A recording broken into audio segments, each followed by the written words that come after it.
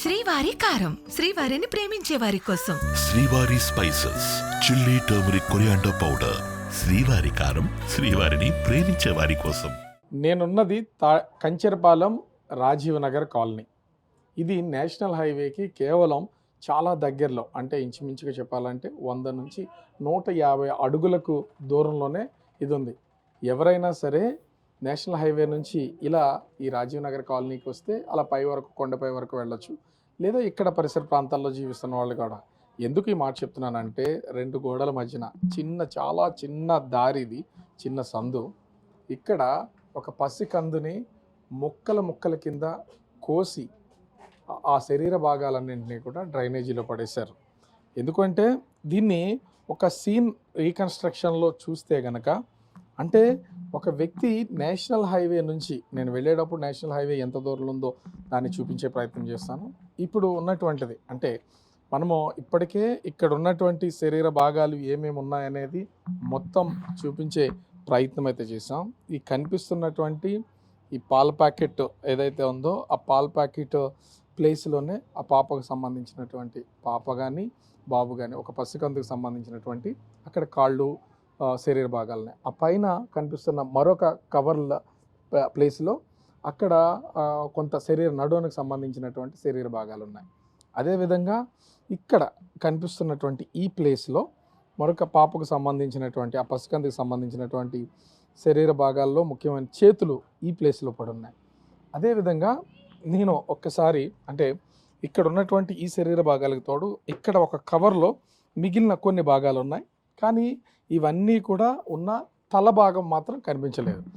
ఒకసారి మనం ఈ సీన్ రీకన్స్ట్రక్ట్ చేస్తూ దీన్ని ఒకసారి పరిశీలించి చూస్తే, ముఖ్యంగా ఇక్కడ ఒక పెద్ద ఆయన పైకి వెళ్తున్నటువంటి వాళ్ళు, అంటే ఎవరైనా ప్రతి ఒక్కరు కూడా ఇలా వెళ్తూ కొండపై వరకు, ఇది కొండవాళ్ళ ప్రాంతం కావడంతో కొండపై వరకు ఇట్లానే ఇళ్ళు ఉంటూ ఉంటాయి. ఆ ఇళ్ళ వరకు వెళ్తూ ఉంటారు.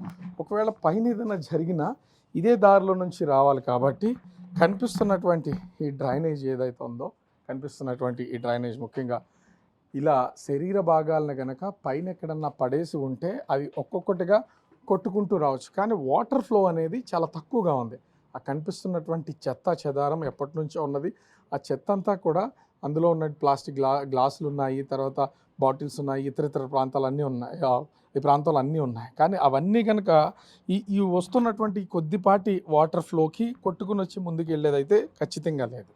అయితే ఇక్కడ ఎన్నో అనుమానాలు ప్రస్తుతానికి సంబంధించి ఇక్కడ ఉన్నటువంటి శరీర భాగాలన్నింటినీ పోలీసులు, ఫోరెన్సిక్ టీము మొత్తం ఈ శరీర భాగాలన్నింటినీ ప్రస్తుతం అయితే వాళ్ళు విశాఖ కేజీహెచ్కి ఫోరెన్సిక్ డిపార్ట్మెంట్ వాళ్ళు దీన్ని మొత్తం పరీక్షలు నిర్వహించడానికైతే తీసుకెళ్ళినటువంటి పరిస్థితి అయితే ఉంది. ఇక్కడ ఇంకొకటి చాలా అనుమానాలకు దావిస్తున్నటువంటిది, ముఖ్యంగా ఈ ఇల్లు ఉన్నటువంటి ఈ ప్లేస్ మనం చూస్తున్నాం కదా, ఇంట్లో 2 కుక్కలు ఉన్నాయి.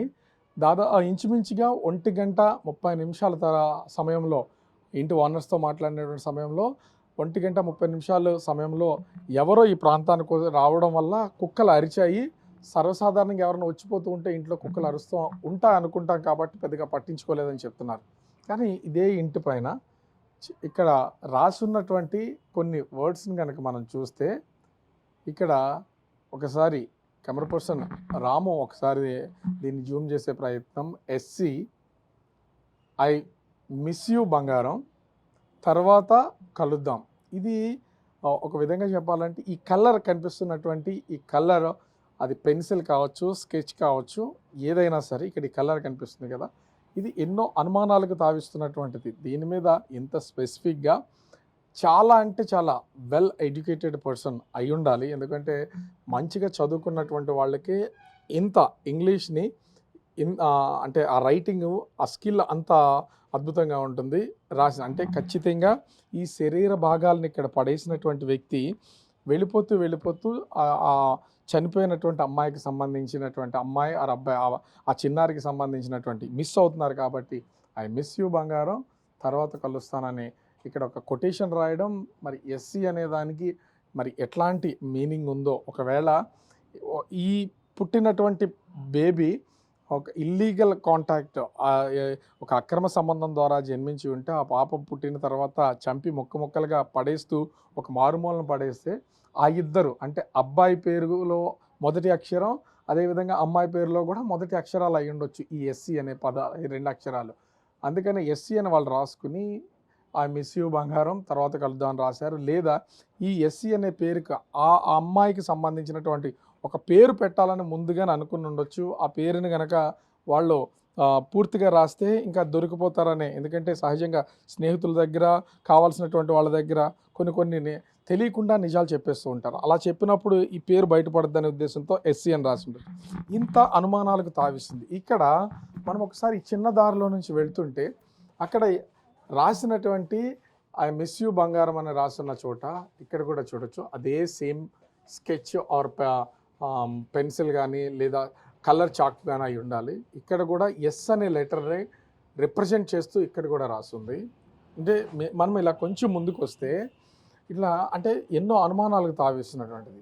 ఇక్కడ కూడా ఇదే రకమైనటువంటిది. అంటే వచ్చినటువంటి వ్యక్తి ఖచ్చితంగా ఇక్కడున్న ఈ కలర్ పెన్సిల్స్ ఏవో ఉన్నాయో అవి సరిగ్గా రాస్తున్నావా లేదా అనేది చెక్ చేయడం కోసం బహుశా ఒక టెస్ట్ అయితే చేసుకుని ఉండొచ్చు. మనకు కనిపిస్తుంది కదా, ఇప్పుడు నేను చిన్న సందులో నుంచి పై వరకు వెళ్ళాను.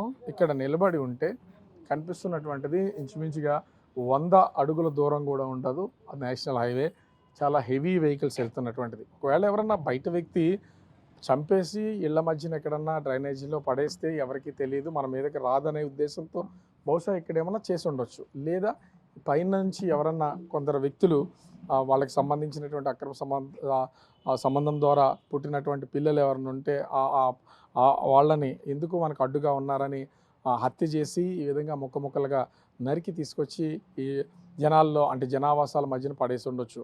బహుశా కారణం ఏదైనా కానీ పోలీసులు అయితే ఇన్వెస్టిగేషన్ అయితే స్టార్ట్ చేశారు. మనం రీకన్స్ట్రక్ట్ చేస్తే మనకు అర్థమైనటువంటి కొన్ని ప్లేసెస్, అక్కడ ఉన్నటువంటి ఆ స్కెచ్ మార్క్స్, ఆ రాసినటువంటి వాటిని, ఆ రైటింగ్ అన్నీ కూడా చాలా మ్యాచ్ అవుతున్నాయి. ఖచ్చితంగా పోలీసులు అయితే ఇప్పటికే ఫారెన్సిక్ టీంతో మొత్తం ఇక్కడ ఉన్న శరీర భాగాలన్నింటినీ కూడా పరిశీలన నిమిత్తం అయితే తీసుకెళ్లారు. మరోపక్క క్లూస్ టీమ్స్ ఇక్కడ ఉన్నటువంటి ఆధారాలను సేకరించడంతో పాటుగా అంగన్వాడీ ఆశా వర్కర్స్, ఎందుకంటే ఎవరెవరు గర్భవతులుగా ఉన్నారు, ఎవరెవరు నెలలు నిండినాయి, ఎప్పుడు వాళ్ళు ప్రసవం జరిగే అవకాశం ఉంది, ఇవన్నీ పోలీస్ అంగన్వాడీ ఆశా వర్కర్లు తెలిసే అవకాశం ఉంది. వాళ్ళ డేటా మొత్తం అంతా కూడా తీస్తున్నారు. ఒకవేళ ఎవరికైనా సరే ప్రసవం జరిగి వాళ్ళ దగ్గర పిల్లలు లేకపోయినా, ఎందుకంటే హాస్పిటల్లో ఖచ్చితంగా ప్రసవాలు అనేవి జరుగుతాయి. ఇల్లీగల్గా పుట్టినటువంటి వాళ్ళు కొంత వాళ్ళ జాగ్రత్త తీసుకోకుండా ఈ జన్మించి ఉంటే కనుక వాళ్ళు చంపేయాలనుకున్నారు, ముందుగానే ప్లాన్ ప్రకారం అనుకున్నారు. కాబట్టి ఆ లెక్కలు ఉండవు, వాళ్ళ దగ్గర బేబీ ఉండదు. ఆ బేబీ లేని వాళ్ళని ఎవరనేది ఖచ్చితంగా ఐడెంటిఫై చేసే అవకాశం అయితే ఉంది. పోలీసులు ఈ కేసుని చాలా సీరియస్గా తీసుకున్నారు. ఎందుకంటే ఒకవేళ పురిట్లోనే చనిపోతే మొత్తం మృతదేహాన్ని, చిన్న బేబీ మృతదేహం కాబట్టి డ్రైనేజీలో పడేస్తూ ఉంటారు. ఇష్టం లేకపోతే పిల్లల్ని ఎక్కడ వదిలేస్తుంటారు. కానీ ఈ విధంగా ముక్కలుగా నరికి శరీర భాగాలను ఒక్కొక్క చోట పడేయాల్సినటువంటి అవసరం లేదు. దీని విశాఖ పోలీసులు కూడా చాలా సీరియస్గా తీసుకుని దర్యాప్తు చేస్తున్నటువంటి పరిస్థితి ఉంది. మరి సాయంత్రం లోపు అసలు ఈ కేసుకు సంబంధించి ఏం తేలుస్తారు ఏంటనేది మాత్రం వేచి చూడాల్సినటువంటి పరిస్థితి కనిపిస్తోంది. కెమెరామెన్ రాముతో రాజు, బిగ్ టీవీ, విశాఖపట్నం.